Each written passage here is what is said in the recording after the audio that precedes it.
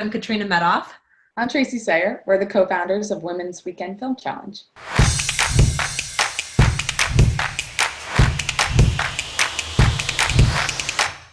Winner of the Writer's Assistant Network Pilot Workshop and finalist for Hollyshorts Best, writer-director Kristina Thomas first showed her potential in the documentary side of filmmaking by winning awards that led her to win $50,000 to direct a pilot TV show in New Orleans for MTV. As a script coordinator, she worked on Greenleaf, Lovecraft Country, and The Haunting of Bly Manor. Her feature, Worth It, landed her as a semi-finalist for Women in Film, the Blacklist feature competition, and recently BET's Project Create. Currently, her short, House of Balls, based on her time playing women's dodgeball, is hitting the festival circuit, and she's preparing to direct her first feature. She just got a staff writer position on an HBO Bad Robot show. Kristina is a proud alum of Howard University and University of Southern California. Please welcome Kristina Thomas. Yay! I'm putting this on my Instagram. Good times. That's the first. How are you guys? Thank you so much for joining us. Yeah, it's great to be here. I've heard a lot about you guys and I actually watched some of the workshops. Awesome. Oh, I love to hear that. It was so funny because we were just talking about Greenleaf, one of the shows that you've worked on. We had Lovey Simone, who is one of the actors on that, as one of our panelists when we had a Q&A about her film Sella and the Spades. That was one of our very first virtual events. And so it was like, it's always funny to see the little connections between them. Okay, so let's just jump right in. First off, we have to ask you about dodgeball. So how did you become a competitive dodgeball player? I actually heard it from my pitch class at USC. It was like one of my last classes at USC.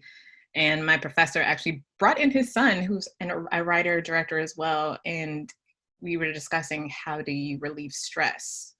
And he was saying, oh, I play dodgeball. And I laughed in this very big hall. And he looked straight at me and was like, try it, look it up. And I looked it up. And on October 31st, 2010 was my first game of dodgeball. And I've been playing ever since until, of course, COVID hit. Did you play in costume? You remember that date very specifically. So I'm wondering, it's like, was it a Halloween theme? Was it? I didn't have anything to do on Halloween. I was one of those weird people.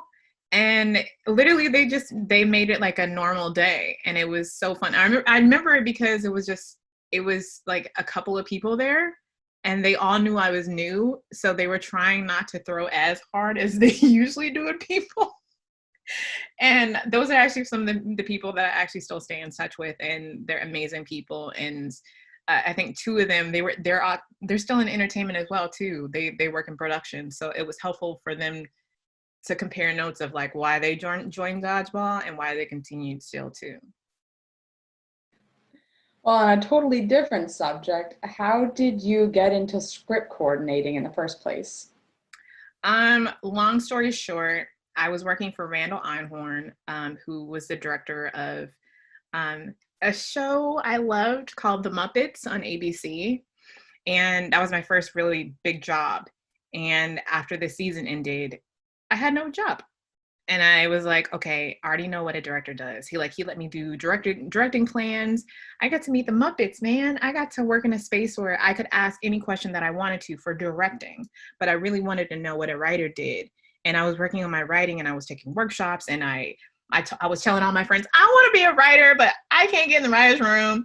And one of my friends, who's another Howard alumni, connected me to a Blackish person on that show who was a writer's PA at the time, Hank Jones. Shout out to Hank. And I literally, he connected us on an email, and I was like, hey, I want to be a writer, but I feel like everything is going downhill. Can you please help me? Like, any advice is welcome. I just feel like I'm going to slip my wrist and just da-da-da-da-da. And of course he hit me immediately and was like, I hope you're okay. I hope you are sane, and let's talk soon. And then we met in March of that year after that job, 2016.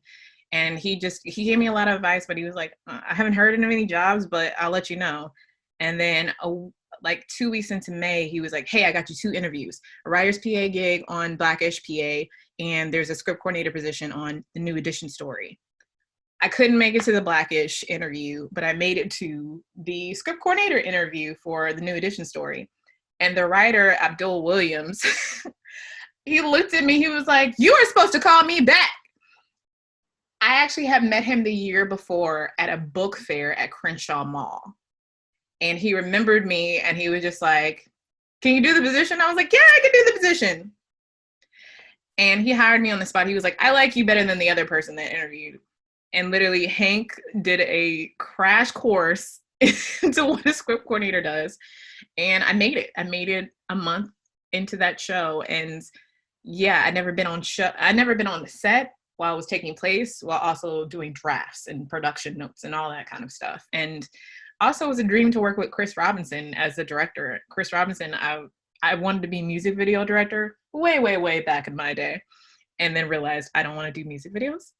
But it was great learning from him too, because he knows both sides of things, of just like directing for TV and also somewhat a musical too. Kristina, you mentioned that you did not know what a script coordinator was. And can you talk a little bit about just the basics of what a script coordinator does, and also how it differs from a writer's PA or a writer's assistant? Yeah. Again, a lot of people don't even know what I do. The showrunners who hire me don't even know what I do. Which if you happen to get the job one day, or if you have the job, you will understand my pain at sometimes. But the writer's PA, when COVID wasn't happening, the writer's PA makes copies of the script sometimes with the script coordinator, and the writer's assistant, they do the runs, they pick up the food. They are the ones that do everything and anything. But they barely get to sit in the room sometimes. Writer's assistants, they're taking notes. They're the ones that log, if they're in the comedy room, they're logging all the comedy stuff, all the jokes, all the sets that they're thinking of doing, if it's like from season 1 to season whomever. And then we got script coordinators. We're the ones that take care of the writers' agreements of just like making sure they get paid for their script, their outline, and their beat sheet. And then we also do the paperwork for the directors. So every single episode, we have to submit to the the DGA that, hey, this director is doing this, so the director can get paid. Also, we're doing the revisions. We're the script editor, and we're the continuity person to some degree. Sometimes we work with the script supervisor on set, but we're the ones that make sure like the story is tracking, the names are correct, the actresses' names are correct. Please believe I got in trouble one time for that. Also on Greenleaf. And just other things are just like making sure the everything is spelled correctly, and making sure that the way that things are said and the characters' voices are tracked as well. Because a lot of people don't write like very dictionary, Oxford comma kind of writing. Sometimes it does have some slang and has some urban text to it. So we as script coordinators have to adapt to everything and anything. And again, the last show I was on, Shantaram, we were in India. I've never been on a show that was in India, but I had to adapt and I had to learn some names. Hey, Priya. So what skills does someone need to be a good script coordinator? They have to have a keen eye to seeing errors. I like probably the worst thing that happened to me was on my second job. A producer level writer caught like 2 mistakes. And in front of the whole room, they were just like, can she even read? Like, is this something that she can do? You're always going to be tested to make sure that you're ready for the job. And also, I have to have a thick skin, because they're going to be on you 24/7, and you have to be available 24/7. I literally worked on 2 scripts for 24 hours all the way into my surgery, which was the nicest sleep ever. But you just have to have a keen eye for detail, have a thick skin, and make sure that this is something that you want to do, because 50% of the time you're not able to sit in the room, because again, showrunners don't know what we do and they don't feel like we're essential to the room. But the other 50%, they do know we're essential to the room, so we can keep track of the characters and the story, which is invaluable for you. So what advice do you have for a new script coordinator who wants to eventually be a writer? Let the writers know first and foremost, you're a writer. I want to write. I want to write for TV. I want to write for drama TV, or I want to write for comedy TV. You have to tell them from the get-go, because literally they think that you don't want to write for TV. I know that sounds very stupid, but for like, again, 50-50, sometimes they don't think I want to write for TV. I'm like, yes, would you like to know which script you would like to read next from me? Because I have it ready for you. It's in your inbox. That kind of thing. You have to promote yourself, but also know how to do your job first. Because at the end of the day, they're going to be like, well, you've made all these mistakes, so why should I even read your script now? But again, you got to have the balance of it, but not be forceful. So now that you've been in several writers' rooms, what do you think helps the room run smoothly, and what do you think gets in the way of a show's success? I think, I think a show runs smooth. Sorry, I don't think about that. I think you have to have a really great showrunner. You have to have a great leader, a part of that room, and a co-executive producer, which is someone who's just like literally right after the showrunner, who's in the room, and be able to communicate and be able to basically help every writer get their voice heard in the room and make sure that the story is coming true at the end of the day. And in some rooms, I could tell, and a lot of writers told me afterwards, it didn't work because the showrunner was like saying no to everybody's pitch. It was like you hired this group of writers for you who are getting paid weekly, but you're not listening to anything that they're saying, and it becomes a dictatorship. And you don't get to learn from that, because every writer's room that you're in, you're literally learning something new every single time, because your pitches change over time, because you're learning how to pitch better because of the stories that you guys have garnered together. And again, that all depends on what kind of room that you envelop yourself of, the understanding of story. And it makes you a better writer too, when you're listening to other people's views, because you sometimes are like, oh, I never thought about that. Let me try to think of that in another way too. So you, as a script coordinator, get to see every draft of the script. So as a writer, what are some of your takeaways from the revision process? Man, sometimes it's sad because I got to actually see the script the writer for that particular episode wrote, and then what the showrunner should copies to the room after they edited it. And oof, man, there's a lot of red marks, or a lot of changes that I saw that I was like, oh man, they're still not getting the voice, or, oh, this is what the showrunner really wanted. And it's helpful for me because it helps me to understand how stories go and what kind of story you're writing for a particular show and subject matter. Because like I was saying earlier, within the room, you have one thought in your head, but the showrunner has the ultimate thought of, this is what the show is, do not read the log line, kind of thing. So you just got staffed as a writer for a special show, if you want to talk about that. Can you tell us what the hiring process was like to get on the show? The hiring process was brutal. I actually got hit up for it because I was applying to be the writer's assistant. It was COVID. I was trying to maintain a job, and the person hit me back and was like, hey, we already hired a writer's assistant, but can we talk more? And we talked more for 10 minutes, and they were like, okay, bye. Which on Zoom is very weird. But then the next day they emailed me like, hey, sorry for the weird interview. I just wanted to let you know we were actually interviewing you for the staff writer position. Would you like to interview? And I was like, hell yeah. So I interviewed the next 2 days later, and 4 months more of interviewing with executives from 3 different production companies entailed. And at that point, my reps were like, you're going to get it. And I was like, am I? But it's everything that I dreamed of, and also what I didn't want to happen in my first week too, because it's a lot of pitching and it's a lot of proving yourself. And we're also in a small room too. It's just the 5 of us. So it's me and another person that got hired.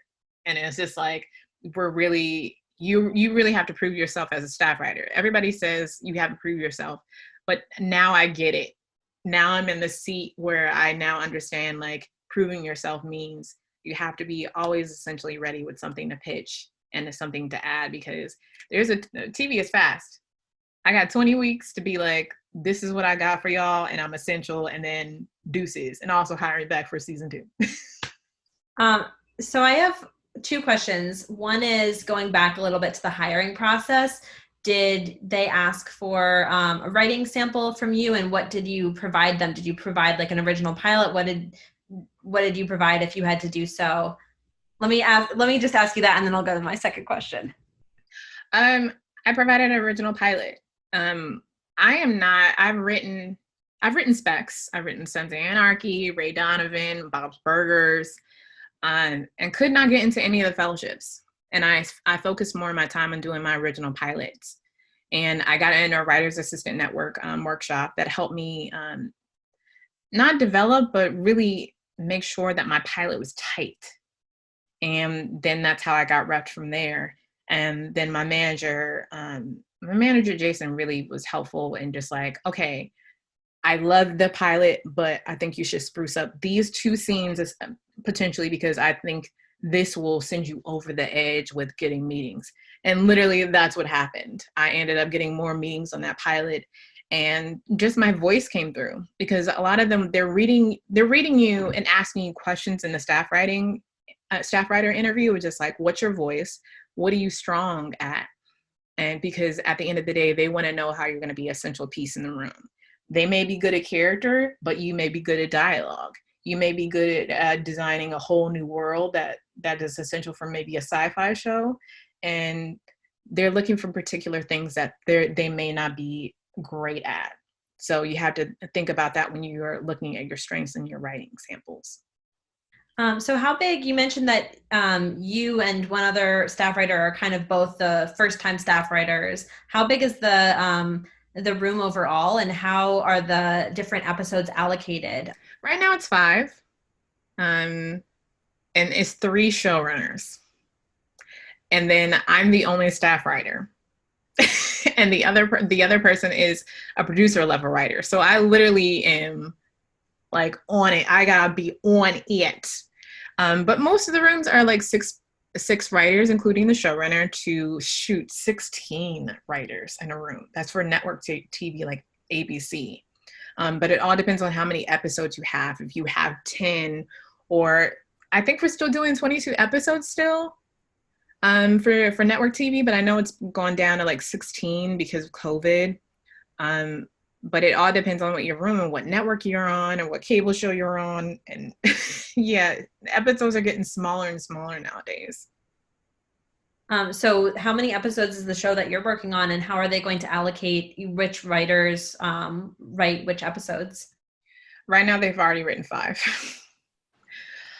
So it's now like, it's going to be allocated from what the showrunner believes we will be best at. Usually when I've been in rooms where they're assigning scripts, it all depends on who was pitching it better, who felt like they got that episode better, or that character specifically better within the story arc. Yeah, it all depends on your showrunner. So that's why, it is so essential to have a great showrunner script coordinator relationship, because they will determine how far you will go. So we're going to go a little bit more into the nitty-gritty of screen coordinating as well before we go into Q&A. But before that, I wanted to do a rapid-fire speed round question round. Get ready. So you should bold the scene headers, yes or no? No.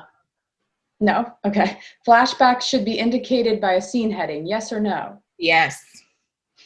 Is there a space after an ellipses, or does the next word immediately proceed? Depends on the showrunner. And how much can you cheat a margin? Never. Oh, never. Never. Never. Did you see that? Never. Don't ever do that. So what do you do if the studio wants fewer pages? Shoot, you're gonna have to cut it. So could you share with us, you were going to show us some excerpts from the show Being Mary Jane, which you worked on. And can you talk about how you get scripts ready for production? Yeah, it's getting scripts ready for production. Let me open it up. And desktop. So you literally have your front page, your title page.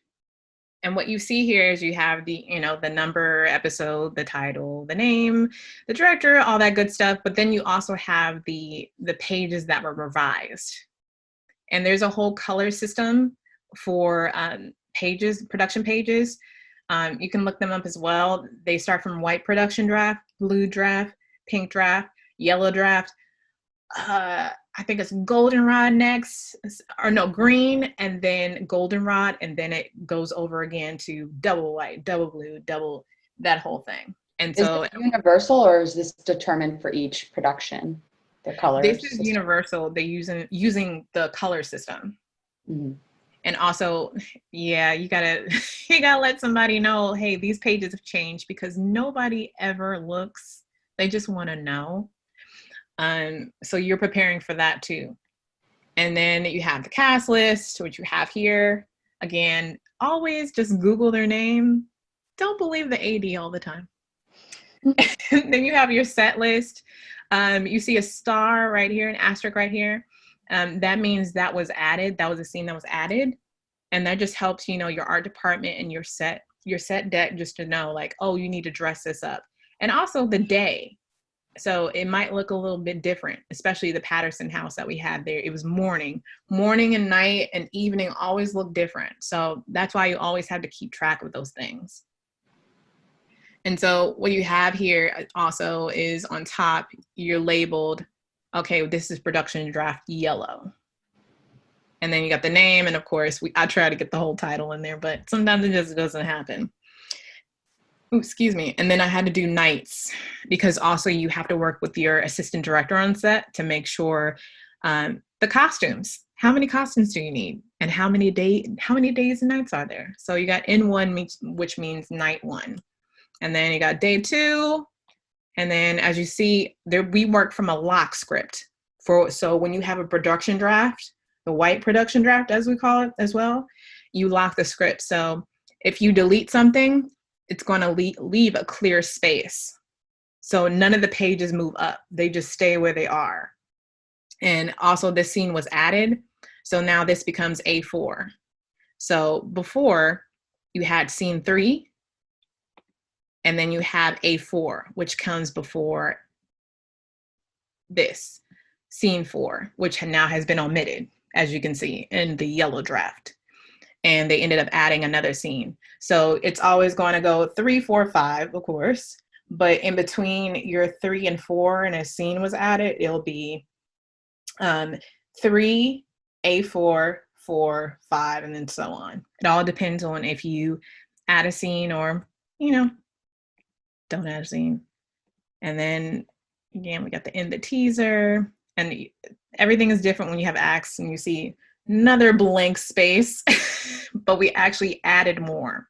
So what happens also with the lock script, if you end up writing more dialogue, again, this is a lock script, it will add a new page, but that new page will now be 15A instead of page 16. So you go from 15 to 15A, and then keep going as 16. And again, they added more dialogue and action lines. So this becomes 16A too. So as you go through it, literally, you're just keeping track of all the acts, the days, as you can see right here, day 3. And there you go. And is this something, what software do you use? And is this, like, if it's Final Draft, is this something that Final Draft does automatically, or do you have to add in the, 16A? No, Final Draft would do that for you. Thank you, Jesus. But adding the scenes, let me go back. You have to do that manually. So you have this, you can do this. You can go to the Final Draft and press, go to omit it. You can omit the scene. But for things when you're adding a new scene, you had to put this in manually. And you can just go and press send new scene, and then just add the new number and letter. So it might become pretty difficult, you know, the more you omit and add, to see how many pages it actually is. Like, at what point does it ever kind of sort of go back to normal, where then the studio is able to then see, you know, because you already talked about like cheating the margins. It seems like it would be easy to accidentally a little overdo it or underdo it, like dialogue wise, right? Yes. So this is why you have this. I got the pages wrong, but this is how, you know, like, this is why a script coordinator is essential. This was supposed to be the blue pages, as you see. But on the top, in the little heading, it says pink. And now I see why I messed up. It was on my birthday I was working. That's why I didn't care. But literally, you are going by color, and that's helpful for other people. Like, yeah, see, this is what's the white pages. So you can actually go through, and when you actually print out the pages in color, you can see what pages were changed. And you can do that in Final Draft. You just have to select it when you're doing your PDF, saying do your PDF in the color mode, if that makes sense. So when you are writing a pilot, for example, the pilot that you showed as your writing sample, you are not adding like N1 for night one or D2 for day two and things like that. But this is something that you're adding, which is helpful to the production team to know things like costumes, etc. Yeah, and literally, you're just making it for them, because now you're in production, and now they have to create a whole schedule and a budget behind how many days and nights they have for shooting and for the crew. And everybody's in the union, so they also need to make sure that they know how many days they're going to be working as well. Can you talk about who gets which version of each draft, and who gets the starred versions, and when the studio department heads get the drafts? So there is a writer's draft, a studio draft, a network draft, or maybe a studio network draft, and then production. The writer's draft usually goes to your executive producers, the other people that are getting paid the big bucks in your whole writer's room. Then the studio network drafts, they go to the studio or the network people. And usually at that stage, that also goes to your assistant director too, so they can start a schedule. And clearances, the one thing that a lot of writers hate, which sometimes I hate. But when you're creating worlds, like you're creating like I was using an example today as Maggie's Pub. Okay, there are 1,000 Maggie's Pubs. You got to come up with like at least 10 of like a Maggie's Pub and bourgeois, so something like that. But you have to make sure if your show is taking place in Atlanta, specifically for that show, there can't be another Maggie's Pub and bourgeois. It has to be something particularly to that place. And then the clearances department can help with legal to make that official for your show, so nobody else can have that name. It's very tedious, but also you get to make up names. You get to make up last names too. So, and I've had a couple of characters named after my uncle and my mom. I think I named one of them after my mom, and it made it. I've tried to get my actual name in there, but you know, everybody named Kristina. I tried. So can you talk about the clearances for character names? Because I think we read that there was a rule that if there's only one other person with that name, you can't use it. But if there's at least, what is the rule for that? It is exactly that. And that's what we had trouble with on Lovecraft. I was the one that had to tell my showrunner very calmly, hey, so our main character, we can't use his last name, even though it's in the book. And she was like, check it again. And we had to go back, and I had to tell clearances, and legal was like, can you please check again? They were like, we just told you. But we ended up having to create a new last name for our characters. And so if you look up on IMDb and look at the first and last name, everybody doesn't have the same last name because of, thanks to clearances. That's so funny. That's so interesting. That's crazy that I understand the rule. I think it was what, if you can't have just like one person having the same name, but if there are over how many who have the same name, that it's fine. Over 5. I think it's still 5.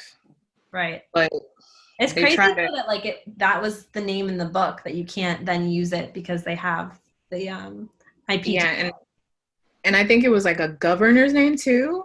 It was a governor's name or just like a almost semi-famous person in that particular area where it was taking place. So that was another thing. Again, it's to that specific area that takes place in that story. So can you also walk us through creating a template and style guide for a pilot and why those things are necessary? Yeah, it's very simple.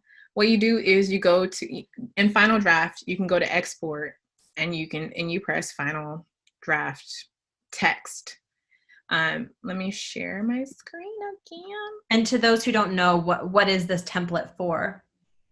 This template is to be shared among all of the writers. It's something that's very helpful to them, just to everybody be on the same page, and also log, as you can see right here, all of your character names. This was on a recent show where I'll try to get as many names as I could to put in there so they can automatically just type in the word A and Abdullah comes up. And also scene intros, interior, exterior. Sometimes Final Draft doesn't have it, but you can put it in there. Also locations. I put in a lot of the locations that are used over and over. Carla's apartment, bedroom, bathroom. Again, it just simplifies everything for you. And also you can alphabetize it, which is amazing. And this is what all Final Draft does. And again, what you're doing is you're going to Final Draft, you go to export, you press script, and then for file format, you do Final Draft template. And that's it. And what about the style guide? You were mentioning, I think, that some showrunners want the space after the ellipses and some don't. So is that something that you're kind of putting together when you make a style guide? Like, this is how we're doing it just across all the scripts. Yeah, and my friend Joe is very much that script coordinator. He was like, girl, you got to tell them from the get-go, this is what we're going to do. They're not going to go off of anything else. You said this in the beginning, we are not switching from anything. It just helps to get the flow going and not go back and forth like ellipses, no ellipses, scene heading, all that. Because I know my last showrunner, Steve Lightfoot, was still doing 2 spaces after a period. And a lot of writers are like, I never do that. No, some people still do that. That is a thing that people like to do. And again, having a talk with your showrunner specifically, and that person specifically, ask them what they like and what they don't like. And usually I do it after I read the first script to see, like, trying to catch their vibe of like how they write and how they do slang and terms and stuff like that. So before we go to the audience questions, is there anything else you want to add about the formatting and the getting the script ready for production? Sorry there's like so much honking outside of my apartment. I'm gonna mute myself. You're good. What was it? I think it was just that, or just formatting and just making sure you make it a lot easier for people to get through things. And also scene changes. I know one of the things that I had to do for Lovecraft that I had never done before is have just a single page of all of the changes that I made for every single draft. And I remember for the Blue production draft, I think there were over just 20 different changes. And literally it would just maybe dialogue or the action line. Like I took out the word if, and I had to make sure people knew, like, hey, I took out the word if. And I remember I think I missed 2 and people were like, how did you miss this? And it literally was like a word that didn't even mean that much. But that is how important a script coordinator's job is. And that's why I say you have to have a thick skin when you're a script coordinator, because again, you're going to make mistakes. We're human, but you have to make sure that you're keeping track of those changes and those formatting issues. And I do encourage other script coordinators, I know they will hate me as well, to track those changes and also put them in each draft if they're not already doing so. You are going to be, Go ahead, Do Tracy. you think your time as a script coordinator has made you a better staff writer? Yes, I'm still working on my pitching skills, but I think it has made me more aware of being in the room and being active. As I said, 50% of the time I was not in the room. 50% of the time I was in the room. But also I was regulated on how much I spoke, because there are those rules that some writers do attain to, of just like, okay, you can sit in the room, but you can't speak. Oh, you can sit in the room and you can pitch. Just pitch something that's good. Don't ever pitch anything bad. And it's like, wait, what? What's happening? I don't understand. But it does, again, it helped me to adapt to every room that I was in. It was very frustrating, very frustrating. But it's just like, okay, I'll go cry in a corner today. Oh, no, I'll cry in the hallway. I think that was the book. And then get back in there and just do it again. That's all I can do. Again, as I said, I keep on saying this, we're all human, because some people don't realize that you will have your moments where you'll doubt yourself. I have doubted myself all the time. And I love that Jen Sincero book, You Are a Badass, that encourages you to just know that you can make mistakes, but how are you going to take on the next day or the next moment? Like, okay, you did that, but keep going. We have 48 audience questions, and we're not going to be able to get to all of them, but we will try to get to some. Tracy, actually, before we go to the audience questions, I just want to ask one more thing. But while I do that, could you share that document that's all about script coordinating? Because I think that will be really helpful. Sure. This is like 40 pages of all the nitty gritty. It's very funny, and it goes into all of the whole job description. Everything you need to know is really helpful.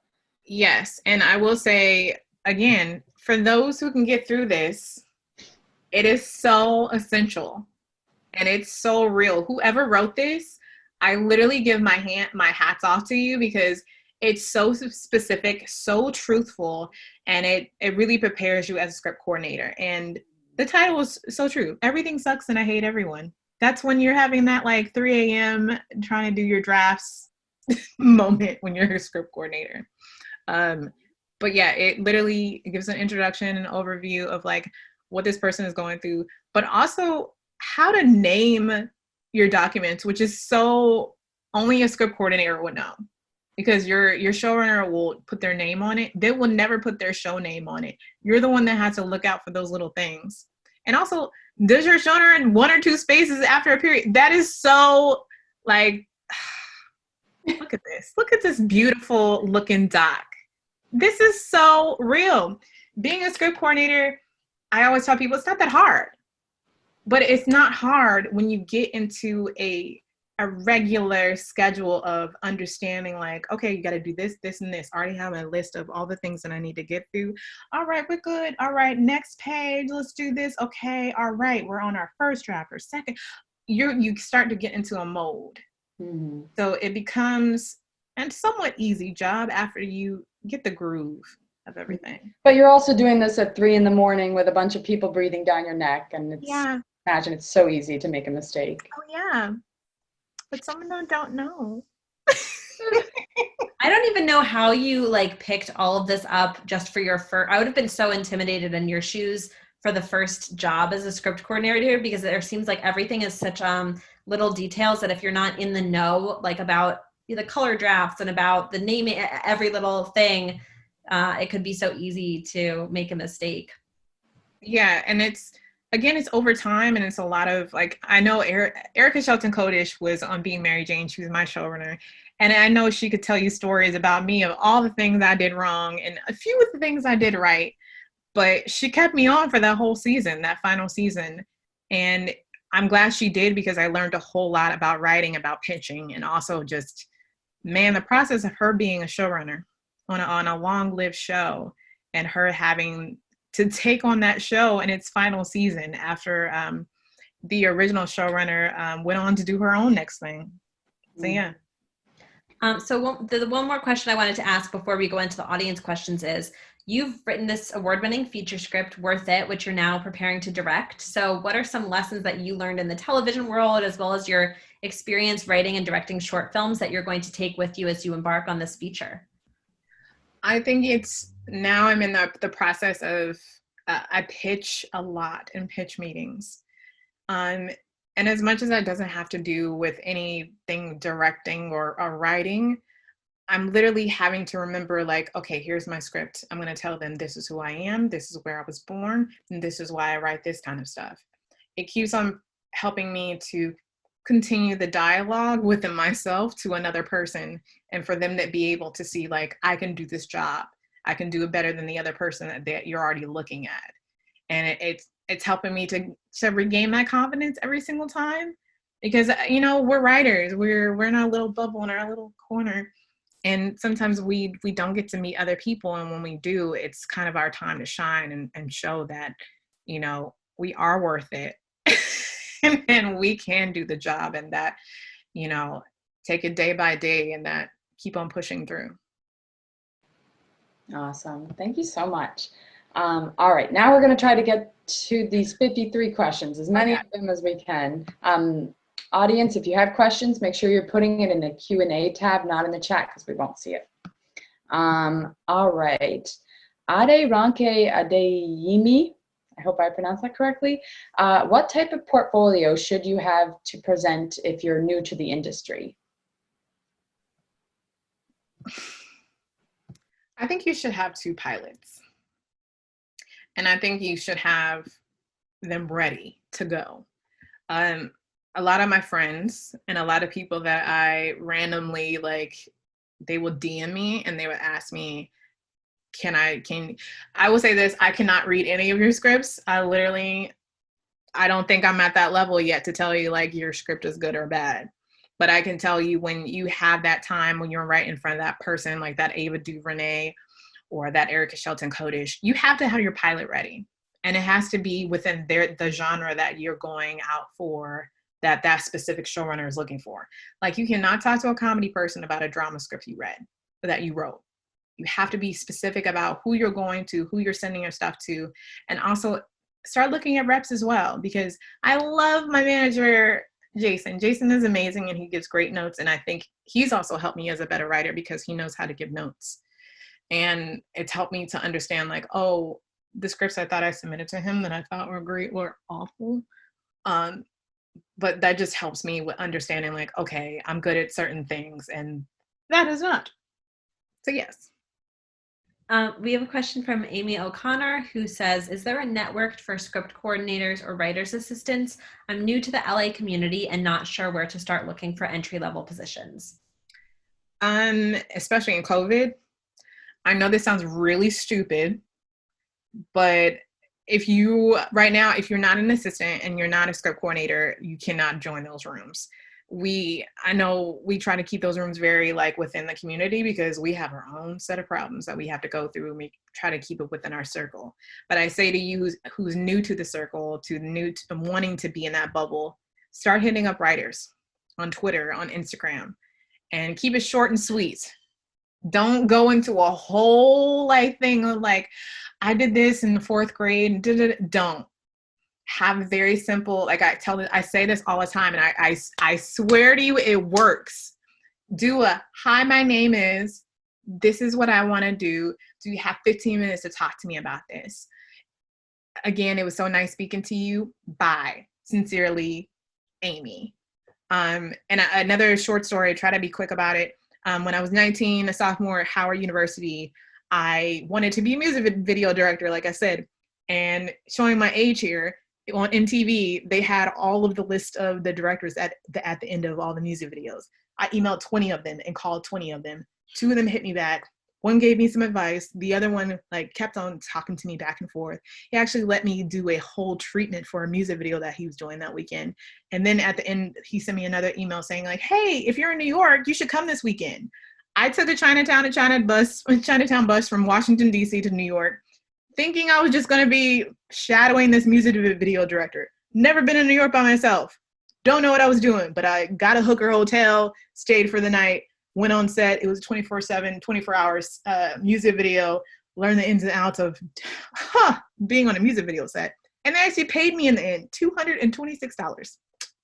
So it pays to send out those emails. It pays to just send a short email. I literally did that. I wish I could find it, but shout out to Ray K for giving me my first shot on music videos. That is an incredible story, and it really shows how amazing you are. Yes, I was like, I'm going to talk to it really fast because that was a long story. I love how you remember the exact dollar amount that came with it. And I kind of get it wrong every single time, but I know it's 220 something, but I think it's 26. I will find that pay stub one day. Tracy Lewis Jigetz asks, could you talk about any challenges you faced as a woman of color in the industry, if at all, and how did you overcome those issues? Okay, I'm not going to say the room. One of the rooms, I used to wear my hair out a lot of the times. And I remember one of the writers came up to me and pet my hair and said, "Ooh, it's so soft like my dog." And I stopped wearing my hair out. And I made it, I wanted to cry, but then I was like, I can't cry because I'm still trying to network with this person. But why am I trying to network with this person who just compared me to their dog? What the fuck? I've had that. I've had on another show, I was walking on set and a guy came up behind me and with my fro, dug in, scrunched it, took it out. And he was like, "It's so soft." So I now know I have soft hair from those two experiences. And it did make me at a point say, maybe I shouldn't wear my hair out, until I finally got to Lovecraft Country. Because it was predominantly a Black and brown show. And they never touched my hair. That was like the first time ever that I had been on a show where they did not touch my hair. They complimented me on my hair, but they had never touched it. And also another situation where I've dealt with other Black women writers who are staffed writers who told me, one of them told me, which is funny because she just congratulated me on my new show. She told me when I pitched something, when I didn't like one of her pitches, she said that every time I didn't like one of her pitches, it was like me calling her a bitch. And I just got to a point where I'm just like, I'm never going to meet any other Black women writers that like me. Like I really wanted, and I know there's a few of my other friends who thought the same way. I don't know what it is with other Black and brown writers. We just have this competitive spirit that I'm just like, do you not know who I am? I don't make as much as you do. What? I'm trying to learn from you. I want you to be my mentor, but why are you hating? And I try not to do that. Sometimes I do fall into that space because I think sometimes I adapt to that and I have to check myself. And I've told my friends before, I'm just like, please check me when I get to Oprah level and I get to like Scarface-esque type situations, like check me, because I know that can happen. And I know it's all about people being afraid of them losing their jobs. And yeah, we're going to have to check each other more about that. Oh, I'm so sorry to hear that you've had those experiences, and it sounds like it happened on so many different productions. It's fairly disappointing to hear that that's happening so prevalently. So we have a question. You mentioned that Lovecraft Country you had a great experience on, and Amanda Chambers-Burt says, Lovecraft Country is phenomenal, lots of exclamation points. Can you share your favorite moment of working on that show? I think my favorite moment was, and Ihoma, she'll probably be like, nah, that's not true. Ihoma was a writer's assistant and then got staffed on the show in that same season. And she wrote one of my favorite episodes, episode 8, which is the young daughter. She ends up, a situation happens. And I really loved it just because it's so much about monsters and a young woman coming into her own and dealing with death. And it was great to see somebody finally get promoted and be acknowledged in the room. And I thought that was really essential. And my now mentors, Sonia and Jay, have been really great proponents of just like, don't stay a writer's assistant. You make sure you get staffed, make sure you get yourself promoted, because nobody wants to stay support staff forever and a day. Like do your best, do the work, get your pilot sample ready, and get on. Lindsay Lemez and Ashley Gianni asked a similar question. Working in TV is long hours. How do you juggle your personal projects and working in television with a fast pace? I can totally tell you right now I don't, because this show is my life. It is very true. When you become a staff writer, nothing else matters. You're probably just pitching and that's it. But I am seeing how maybe the weekends will probably be my only point of working on my special projects, but I'm trying to dedicate as much time with my family and my friends, social distancing, to like just have a breath of fresh air and kind of stay away from the computer, because people that have glasses and yeah, my eyes, oh my God, a nap is so great. We have a question from Alana Coral, who asks, what do you wish you had known or done differently when you were just starting out? If only I would have known when I got staffed. I don't think I would have cried as much. But I think a lot of this, even though, I went through some experiences with other writers in the room and on set, it made me, again, more thick-skinned and less vulnerable to adapting those habits and to be mindful of like how I treat others and just remain active in the mindset of I'm going to get to my goal. Don't let them get in your way, and that your dreams will come true. You have to just keep that focus of 10,000 hours. Like I always say that. Now, of course, I got my things on my mirror. Like right now, it has money comes to me all the time. I will. My love exceeds all bonds and universes. Like I have those to keep. And my vision board in January, I didn't know it was going to get repped. They're on here. They're all on here. Like I always make sure I have something in my room to remind me, like it's going to happen. Like stop saying you're not. You are going to. I am. I will. I think everyone is going to make a vision board tonight. Yes, I do support Jen Sincero's book. You are a badass. As much as I don't like to read self-help books because I don't want to be that person, please get that book. It's really good. Priya asks, I love this question, what kind of practice and skill from the writer's room could an individual adapt who is writing at home alone to make sure to deliver quality and be productive? One of the things that again, for those who go to therapy, hello, I'm one of them. One of the things I adopted from therapy is creating a safe space for myself, even though we're inside. And one of them is meditating and praying. I am a Christian. I do feel like meditation is not an evil thing. I know some people think that's an evil and demonic thing, but trust me, after that 10 minutes, you're going to be saying a different story.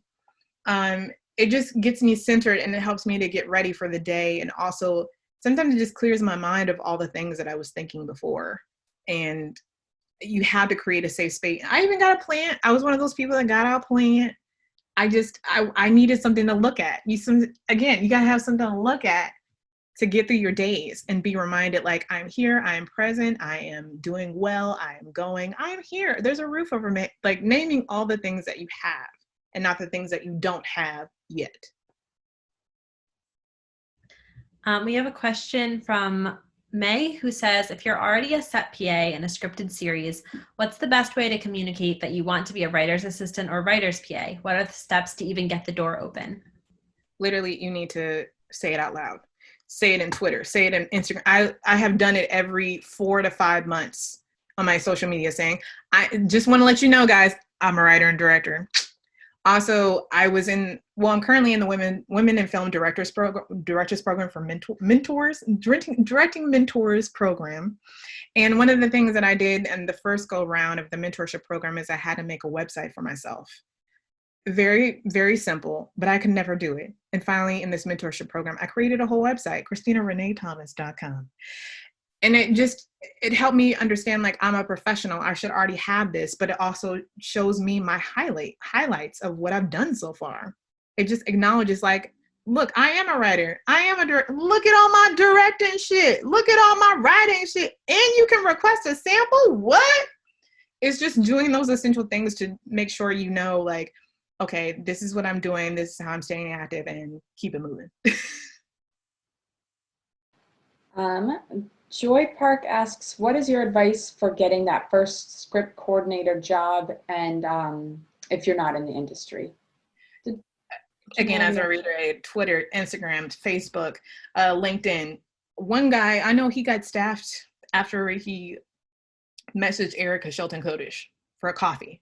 Like I mentioned before, write that simple email. Hey, can you have 15 minutes? Nine times out of 10, they're not going to say no.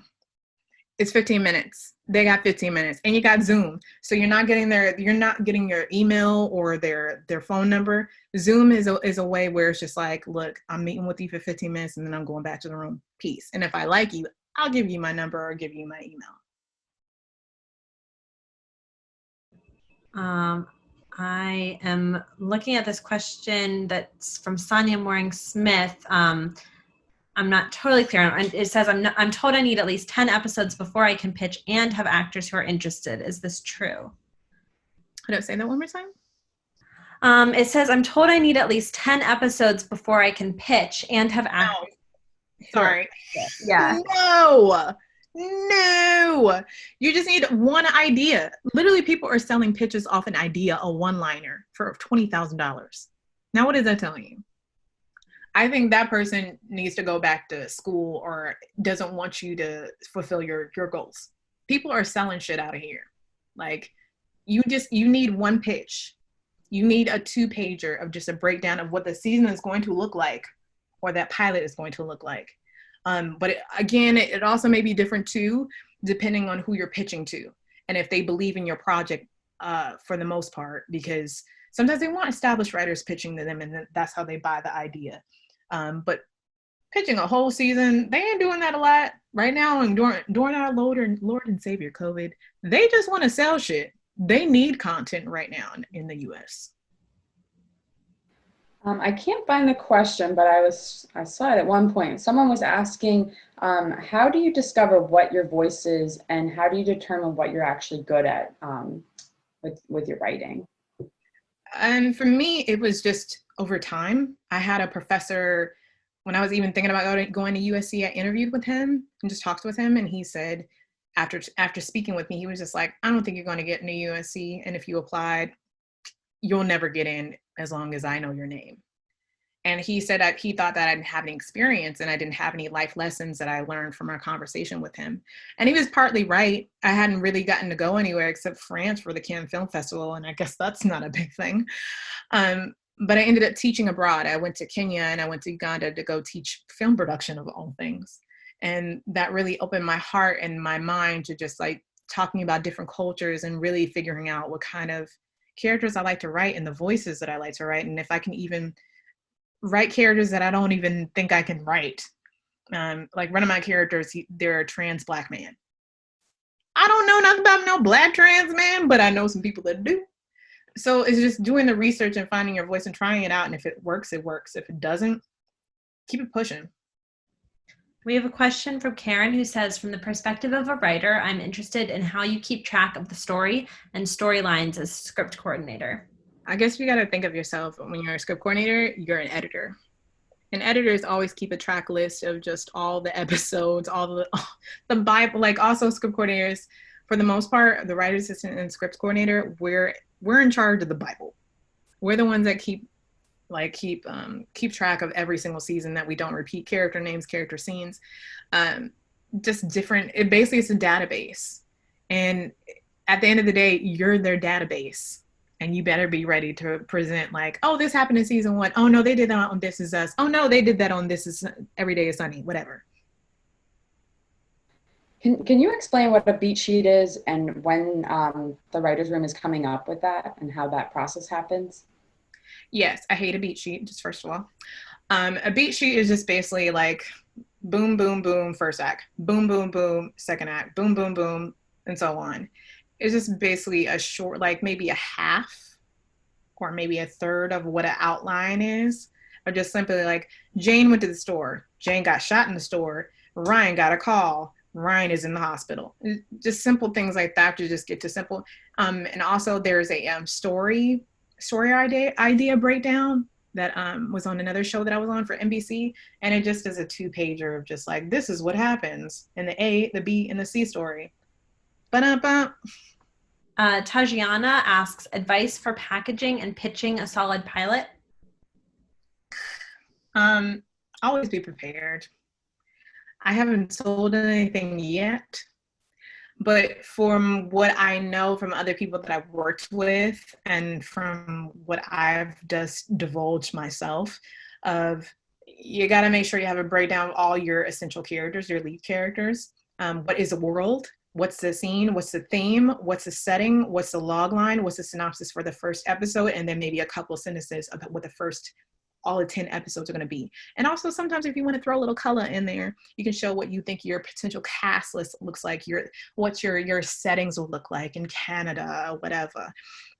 Sometimes it's just like an additional piece for, you know, the executive producer, whomever is looking at your portfolio to see like, what are you thinking? What kind of mindset are you? And, you know, what can you bring to the table if they, again, this is their first meeting you and pitching this idea to them.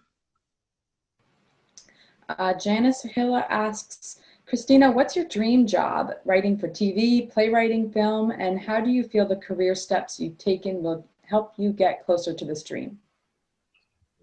We're still figuring it out, man. I want to write and direct for TV. I still love directing. I love working with big crews. I'm an only child, so I am probably that rare only child person that you've met that just like, I want to meet people. Just give me people. I love it. It's a new family for me. And I do want to show run. I do want to have an empire to some degree, but I'm not sure if I'm ready to have a production company because I don't know what that looks like. And I don't know what the daunting task of having a production company means. And that is one thing I also say to a lot of you, because I know some of you are still in school. Take a business course, please, please, please, please, Jesus. Just one business course, because I think that has helped me a lot with understanding the business and how much my check will look like. I'm sorry, what was the second part of that question, Tracy? Do you think that the steps you've taken so far are going, wait, I have to find the question again. No, I think I know what you mean. From what my friends tell me and my mom has told me, I think I've done the steps. I've done everything except sell my body and do coke. Again, my mom is a big, like, literally when I told her I finally got staffed, she was like, yes, Jesus, hallelujah. And she just prayed there on the phone. She's a big proponent of just like, things will come to you if you keep going. You don't look at the past. You look literally straight forward. And again, it's hard. It really is hard, but I have a very good group of friends where I got staffed before my friend and he literally hooped and hollered. And I was like, you're next. And he just told me last night he got a Disney fellowship. And I just was like, I got the rest of my apple cider bottle. I was like, this is for you. You have to have a network behind you, a network of friends behind you, because those are the ones that are keeping you going to when you don't feel. I'm getting emotional because it's just like, I literally was on the ground crying like 3 weeks ago before I got the news. I was just like, this is never going to happen. Like, why are they interviewing me so much? They literally are fucking around with me. Like, because I've had this happen before where I was hired for a show as script coordinator and they're like, we're going to give you an episode. And then I found out they were never going to give me an episode. They just wanted to use me for my history about the subject matter on the show. And it hurt me so much, but I was like, okay, you got to find another way and you got to keep on going, but just know, don't be that person. Do not be that person. And I think that's really helped me, of just having those friends and those family members around me just to tell me, like, again, don't be that person, but what did you learn? And don't harbor on it, keep on going. I'm sorry. Oh man. No, people are saying, you know, in the chat, thank you for sharing and being vulnerable. And it really helps to hear the honesty from people in the business, because it's so hard, I think, to know what things are actually like and to know what you're feeling is normal or whatever. So thank you for sharing everything. We have a question from Narissa who says, I hear the word pitch all the time. What's the difference between pitching an idea for an episode in the writer's room and pitching your script to showrunners, producers, etc.? Can you walk us through what you say in the writer's room? I cannot really walk you through what to say. It's really hard. When you're pitching to executives, you're pitching to maybe one or two people, and like an entity, like a production company that you're trying to sell something to, and you be the sole showrunner for it. When you're pitching an episode in a room, that means you're pitching to the writer's room. You're pitching to your boss, the showrunners, and your other colleagues, the other writers in the room. And that, man, it is very true. You're usually pitching for maybe 20 minutes to an hour for just the episode. And again, it all depends if you're in comedy or in your drama. Half an hour show or hour show. Either one can be difficult. It's just all how you're telling the story in front of specific people. For the money people or the job person, the one that's got your job by thread. That's really the big difference. People talk about too, when you're just in the writer's room before, just planning out the season, people pitching, like, can a pitch be as simple as like, oh, what if they end up going to the beach then? Or what if they actually break up at this point? Is that a pitch when everyone's throwing just out, here's an idea, here's an idea, here's an idea? Literally, it's more so yes and. It is, yes, we're going to the beach, but also we're making her go to the beach because she's going to discover a dead body that belonged to her uncle, who her uncle was dating for the last 3 years. But then they find out later that's how the uncle did something. Like it's kind of an elongated pitch of just like, okay, how is this pitch going to help with story? It's like, that's a great idea, but also follow it up with, okay, but this will lead to this, and this is what's going to help with story. And not like, I guess like very soap opera, like, da da da, he killed the uncle killed the girl on the beach. It's terrible, but we watch it. I'm like, oh my God, my beach pitch just did not go over well. So when you mentioned like you could be pitching an episode for like an hour or something like that, is that you personally saying, here's what I would do for this episode? Or is that just like everyone's in a room saying, pitching ideas for the same episode? Everybody in the room is pitching the same episode. That's why I was explaining to the ladies earlier, everybody, that I pitched today and it went terribly wrong. It went terribly wrong. But it's, again, you're a staff writer. You're learning on the go. I wanted to cry so bad on virtual camera, but it's just like, nope, you were a staff writer. You get paid this. You have to come up with something next, or you have to sit the fuck back, let everybody else talk. And the next time you get back in the room, you better pitch your fucking ass off. Again, excuse me for all the people, for all my bad wordery. Yeah. If you are put on the spot to pitch, do you have any tips, or have you like noticed someone else doing this, for giving yourself buying some time while you're coming up with an idea? I think it's harder on Zoom because when somebody points out, hey, Kristina and Amy, can you pitch me something right now?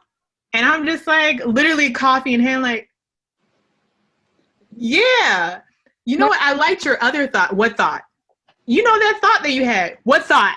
It's just like, what is happening? I'm failing. Wait, it's just like, okay, you failed this time, but the next time you get in there, you better say something, and it better be something meaningful. You just have to pretend that your computer froze or something. I should have done that. Like, damn it! Next time. Janine Robinson asks, what's the best way to get a literary agent or entertainment attorney to pitch your show? You can actually do the same thing. I would just Twitter, Instagram. I know a lot of people like, that doesn't happen. But I was just on a Zoom for Hollyshorts with an agent. He was saying that he actually reads emails. But they do not send your script. Do not. But send a log line. He says usually he will see 2 to 3 log lines a week that he's just like, I like that. I'm going to email them back. So people do actually, when they do inquiries, they actually do write people back, but you better have a great ass log line. On that note, thank you so much for joining us. I know you have to sign off now. We are so grateful that you've come on our workshop series. This has been so incredibly helpful, and really given people a window into the writer's room and like what it actually is like, that people are so looking for, because it's hard to know without having been there yourself. Yeah. Hopefully I gave you all the tips and tricks as I could. You were awesome. So many people were saying that they really resonated with you and really appreciated your honesty, and you're awesome. Keep it going. We can't wait to see you as a showrunner. We can't wait for your empire. Please hire us as well. Thank you so much, Kristina. We really appreciate it. All right. Thanks, ladies. It was nice talking with you.